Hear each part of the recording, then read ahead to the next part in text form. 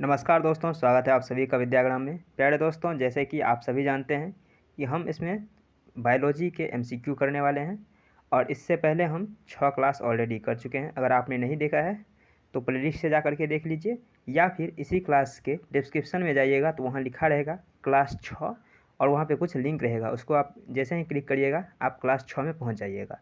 और साथ ही साथ क्लास 6 में पहुँचने के बाद अगर आपने क्लास 6 को देख लिया है तो उसके डिस्क्रिप्शन में जो है क्लास 5 और क्लास 7 यानी कि आज का क्लास का जो है वो भी लिंक आपके क्लास 6 में लगा रहेगा। यानी कि एक क्लास आगे और एक क्लास पीछे का लिंक जो है एक ही वीडियो में आपको मिल जाएगा डिस्क्रिप्शन में जा कर के। तो आप वहाँ से जा कर के भी आप आगे पीछे का क्लास कर सकते हैं। हालांकि आप अगर प्लेलिस्ट में ना भी जाए तो वहाँ से भी जा सकते हैं, ठीक है। और आज जो ये हमारा 7वां क्लास है, इसमें जो है हम इस कोशिका चैप्टर को पूरी तरह से समाप्त कर देने वाले हैं। यानी कि इसके बाद हम यानी कि कोशिका चैप्टर हमारा इस 7वां क्लास में समाप्त हो जाएगा, ठीक है। और देखिए कि जैसे कि हम और आप जानते हैं कि इस तरह से हम पढ़ रहे हैं कि एक क्लास में लगभग 10 से 12 क्वेश्चन हम करते हैं और उसे डिटेल एनालिसिस करते हैं। साथ ही साथ वो क्वेश्चन होते हैं जो कि पिछले क्लास में भी रिपीट हुआ रहता है, जिससे आपको याद भी हो जाता है। लेकिन ध्यान दीजिए कि इसमें हमें एक क्लास समाप्त करने में लगभग 7 क्लास लग चुका है, यानी कि एक सप्ताह हमें लग चुका है। अगर इस तरह से समाप्त होता रहे तो लगभग कम से कम 15 चैप्टर है और उसके हिसाब से हमें कहीं न कहीं 4 से 5 महीने का समय लग सकता है। लेकिन जैसे कि आप सभी जानते हैं कि रेलवे का एग्ज़ाम का डेट भी आ चुका है और आपके पास अभी मुश्किल से 1 से डेढ़ महीना है। ऐसे में इस रेलवे एग्ज़ाम में यानी कि अगर हम इस एक क्लास यानी कि एक चैप्टर ख़त्म करने में लगभग सप्ताह लग जाता है, तो इस हिसाब से हमें लगभग 5-6 महीना लग जाएगा। और अगर आपके एग्ज़ाम की बात करें तो वो आपके 1 से डेढ़ महीने के अंदर होने वाला है, तो इस हिसाब से लगभग 4 से 5 चैप्टर ही समाप्त हो पाएगा, जिससे रेलवे में कुछ खास फ़ायदा होने वाला नहीं है। तो इसी को सोच करके हम आप लोगों के लिए एक और नया सीरीज़ लेकर के आए हैं, जिसके बारे में आप हमें कमेंट में रिव्यू ज़रूर दीजिएगा। देखिए हम आप लोग के दिखा देते हैं। जैसे ये जो है यह रेलवे एग्ज़ाम को स्पेशली ध्यान में रखते हुए यहाँ एक 5 स्टार सीरीज़ हमने चलाया है, जिसमें लगभग 5 क्वेश्चन होने वाले हैं, यानी कम से कम 5 क्वेश्चन, उससे ज़्यादा भी हो सकता है। और 5 मिनट के अंदर जो 5 बार से अधिक रिपीट हो चुका है जो एक क्वेश्चन, उन क्वेश्चन को हम आपके सामने लेकर के आने वाले हैं।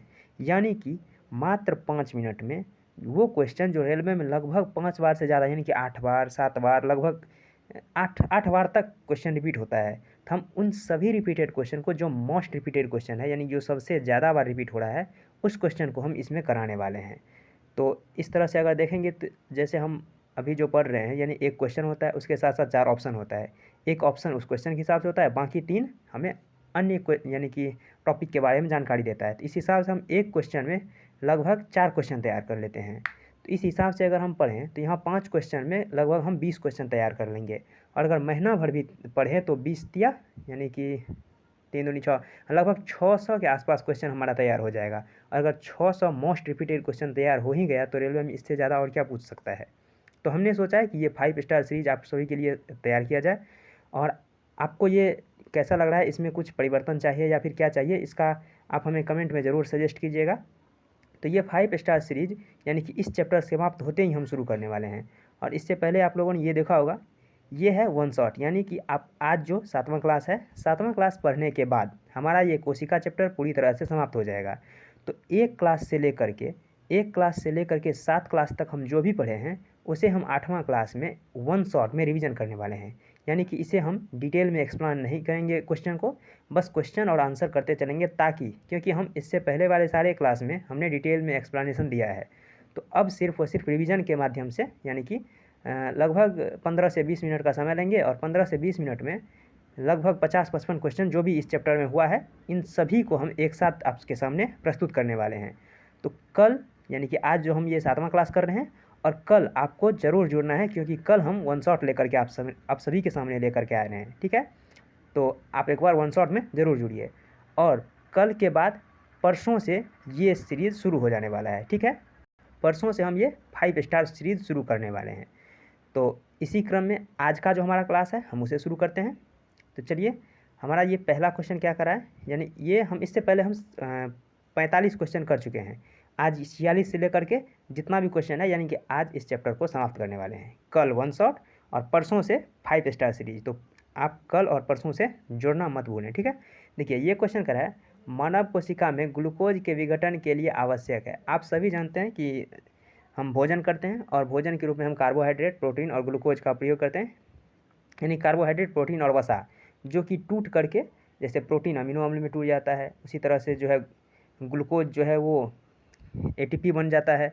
उसी क्रम में यहाँ पूछ रहा है कि ग्लूकोज के विघटन यानी कि ग्लूकोज को तोड़ने के लिए हमें किस चीज़ की आवश्यकता होती है, तो वो हो जाएगा ऑप्शन नंबर ए, ऑक्सीजन की। यानी कि ऑक्सीजन के माध्यम से ग्लूकोज को तोड़ा जाता है, उसके बाद वो एटीपी बनता है, ठीक है, जो हमें ऊर्जा प्रदान करता है। ठीक है, तो मानव कोशिका में ग्लूकोज के विघटन के लिए ऑक्सीजन जिम्मेदार होता है। कार्बन डाइऑक्साइड नहीं, ये तो हम श्वास के माध्यम से छोड़ते हैं। नाइट्रोजन यानी कि नाइट्रोजन का कोई भी यूज नहीं है। जितना हम श्वास के माध्यम से नाइट्रोजन लेते हैं लगभग 78.1 के आसपास, और वो छोड़ भी देते हैं। हाइड्रोजन का भी कोई इसमें रोल नहीं है, क्योंकि ये मिक्सर गैस के रूप में जाता है और बाहर निकल जाता है श्वास के माध्यम से। लेकिन ऑक्सीजन जो है वो हमारे शरीर में ग्लूकोज को तोड़ने में, यानी कि कोशिका के पास ग्लूकोज को तोड़ने में काम आता है। ठीक है, नेक्स्ट हमारा क्वेश्चन कर रहा है स्लाइडन एवं स्वान का कोशिका सिद्धांत, ये 2 बार लिखा गया, कोशिका सिद्धांत किस पर लागू नहीं होता है। देखिए, स्लाइडन और स्वान, आप सभी ने इसका नाम सुना ही होगा। ये स्लाइडन एवं स्वान वही हैं जिन्होंने कोशिका सिद्धांत दिया था और जिसका कोशिका सिद्धांत लागू हुआ था। तो इन्होंने क्या किया था, यानी कि इसमें कहा था कि कोशिका जो है, इन्होंने कहा था कोशिका जो है वो मानव शरीर की सबसे छोटी क्रियात्मक एवं रचनात्मक इकाई है। ठीक है, वही यानी कि कोशिका से मिलकर इन सारे जीव बने हुए हैं। इन्होंने ही कोशिका सिद्धांत प्रस्तुत किया था, स्लाइडन एवं स्वान ने। तो देखिए, इसमें कह रहा है कि स्लाइडन और स्वान का सिद्धांत किस पे लागू नहीं होता है। तो ऑप्शन ए है कवक, ऑप्शन बी है जंतु, ऑप्शन सी है विषाणु और ऑप्शन डी है शैवाल। तो ये जो कवक है, ये जंतु है, ये शैवाल है, इन सब में कोशिका पाया जाता है और इसलिए इन सब को जो है ये कोशिका सिद्धांत के अंतर्गत रखा गया है। लेकिन ये जो ऑप्शन नंबर सी में जो विषाणु दिख रहा है, इसको कोशिका सिद्धांत का अपवाद माना जाता है, क्योंकि विषाणु जो है वो प्रकृति में मृत अवस्था में पाया जाता है। लेकिन जैसे ही इसे कोई होस्ट सेल मिल जाए, यानी कि कोई मानव शरीर मिल जाए या फिर कोई जंतु का शरीर मिल जाए या फिर किसी पादप के शरीर में चले जाए, तो ये विषाणु जो है एक्टिवेट हो जाता है और फिर वो जीवित की तरह व्यवहार करने लगता है। यानी कि ये जीवित और मृत के बीच का कड़ी माना जाता है, इसीलिए इसे कोशिका सिद्धांत का अपवाद कहते हैं। तो यहाँ पे कह रहा है कि इनमें से कौन सा है जो कोशिका सिद्धांत में, यानी कि किस पे लागू नहीं होता है। तो इसका जो सही आंसर हो जाएगा वो हो जाएगा विषाणु, यानी विषाणु पर स्लाइडन एवं स्वान का कोशिका सिद्धांत लागू नहीं होता है। ठीक है, नेक्स्ट ये हमारा क्वेश्चन कर रहा है स्वतंत्र अस्तित्व के समक्ष यानी सक्षम जीव की सबसे छोटी इकाई कौन सी है। यानी कि वो कौन सी सबसे छोटी इकाई है जो स्वतंत्र रूप से अपना जीवन निर्वहन कर सकता है, तो वो है आपका कोशिका। ऑप्शन नंबर ए जो है वो कोशिका है। आप सोच रहे होंगे कोशिका स्वतंत्र रूप से कैसे जीवन निर्वाह कर सकता है, यानी कि अपने आप में। जैसे कि आप सभी जानते होंगे कि कोशिका एक छोटी सी यानी छोटा सा कोशिका होता है, वो अकेले स्वतंत्र कैसे रह सकता है। तो देखिए, आपने एक कोशिकीय जीव का नाम जरूर सुना होगा। तो वो एक कोशिकीय जीव यानी सिर्फ एक सिंगल कोशिका से ही अपना पूरा जीवन निर्वाहित कर लेता है। इसीलिए इसमें कह रहा है कि स्वतंत्र अस्तित्व के सक्षम जीव की सबसे छोटी इकाई कौन सी है, तो वो हो जाएगा आपका कोशिका। ये कोशिका द्रव्य क्या होता है, तो ये होता है कोशिका के बीच में भरा हुआ वो वाटर, यानी वो पानी जो कि अन्य सारे जो ऑर्गन्स हैं उनको चिपकने नहीं देता है, इसलिए कोशिका द्रव वो भरा रहता है, तो वही है कोशिका द्रव। रिक्तियाँ क्या है, अगर इमरजेंसी में अपना भोजन स्टोर करने के लिए रिक्तियाँ का प्रयोग करता है। और जीव द्रव्य क्या है, यानी कोशिका द्रव प्लस न्यूक्लियस द्रव्य मिला देते हैं तो इसे जीव द्रव्य कहते हैं। स्वतंत्र अस्तित्व के समक्ष ये हो जाएगा कोशिका, ऑप्शन नंबर ए इसका सही है। नेक्स्ट हमारा क्वेश्चन कह रहा है किस कोशिकांग को कोशिका का मास्टर कहते हैं। देखिए, मास्टर क्या होता है, जो इसे नियंत्रित करता है। तो यहाँ कह रहा है किस कोशिकांग, कोशिकांग मतलब कोशिका के अंदर कौन सा ऐसा अंग है जो कोशिका को नियंत्रित करता है, यानी कोशिका का मास्टर है। तो इंडोप्लाज्मिक रेटिकुलम यही नहीं होगा। इंडोप्लाज्मिक रेटिकुलम का काम क्या है, स्मूथ इंडोप्लाज्मिक रेटिकुलम का काम है लिपिड का संश्लेषण करना, और रफ इंडोप्लाज्मिक रेटिकुलम का काम है राइबोसोम का संश्लेषण करना। जबकि माइटोकॉन्ड्रिया इसका काम है ऊर्जा बनाना। न्यूक्लियोलस, न्यूक्लियोलस क्या होता है, यानी कि ये मान लीजिए कोशिका है, इसके अंदर एक केंद्रक है और केंद्रक के अंदर ये छोटा सा जो स्पोर्ट पड़ा रहता है, ये न्यूक्लियोलस कहलाता है, जिसे केंद्रक का जैसे हम केंद्रिका कहते हैं। तो ये भी नहीं होगा। ऑप्शन नंबर डी जो है वो है नाभिक, यहाँ पे नाभिक लिखा गया, यहाँ पे होगा नाभिक। ठीक है, ये जो नाभिक है इसे कहते हैं हम केंद्रक यानी कि न्यूक्लियस। तो यही है कोशिका का मास्टर, यानी यही कोशिका का ब्रेन है, इसी के द्वारा कोशिका निर्धारित होता है। जैसे कि हम इससे पहले क्लास में बताए थे कि जिस तरह से कोशिका केंद्रक के द्वारा निर्धारित होता है, उसी तरह से केंद्रक न्यूक्लियोलस की तरह, यानी कि हाँ न्यूक्लियोलस के अनुरूप जो है वो नियंत्रित होता है। तो यहाँ कह रहा है कोशिका का मास्टर, तो कोशिका का मास्टर नाभिक हो जाएगा। ठीक है, नेक्स्ट हमारा क्वेश्चन क्या कर रहा है, देखिए 50 नंबर कर रहा है निम्न में से कौन सा अंग केवल जंतु में पाया जाता है, यानी कि ये पादप में नहीं पाया जाएगा, ये सिर्फ और सिर्फ जंतु में पाया जाएगा। तो ऑप्शन नंबर ए आपको दिख रहा होगा लाइसोसोम, वही आत्महत्या की थैली, एटम बम, सफाई कर्मी, जो सब नाम आप दिए थे वही है लाइसोसोम, यानी कि लाइसोसोम सिर्फ और सिर्फ जंतु में पाया जाता है, ये पादप में नहीं पाया जाता। गोल्जी बॉडी जंतु और पादप दोनों में पाया जाता है, सेंट्रोसोम भी पाया जाता है और राइबोसोम भी पाया जाता है। तो इसका सही आंसर ऑप्शन नंबर ए हो जाएगा, यानी कि लाइसोसोम। लाइसोसोम सिर्फ व सिर्फ जंतु कोशिका में पाया जाता है, पादप कोशिका में नहीं। ठीक है, चलिए नेक्स्ट क्वेश्चन देखते हैं, और शायद ये आज का लास्ट क्वेश्चन है। ये क्वेश्चन कह रहा है कोशिका का कार्यात्मक क्रिया का नियंत्रण कौन करता है, यानी कि कोशिका किस तरह से कार्य करेगा इसका नियंत्रण कौन करता है, यानी निर्देश कौन देता है, वही बात हुआ, यानी मास्टर कौन है। तो जीवद्रव्य नहीं होगा, केंद्रिका नहीं होगा, सूत्रकणिका नहीं होगा, केंद्रक हो जाएगा, यानी ऑप्शन नंबर डी जो है इसका बिल्कुल सही जवाब है। केंद्रिका क्या होता है आप जानते होंगे कि केंद्रक के अंदर एक छोटा सा स्पॉट पड़ा रहता है जो पूरे केंद्रक को नियंत्रित करता है, तो वो केंद्रिका होता है। तो यहाँ पूछ रहा है कोशिका का कार्यात्मक, यानी कोशिका का कार्यात्मक क्रिया का नियंत्रण वो केंद्रक के द्वारा होता है।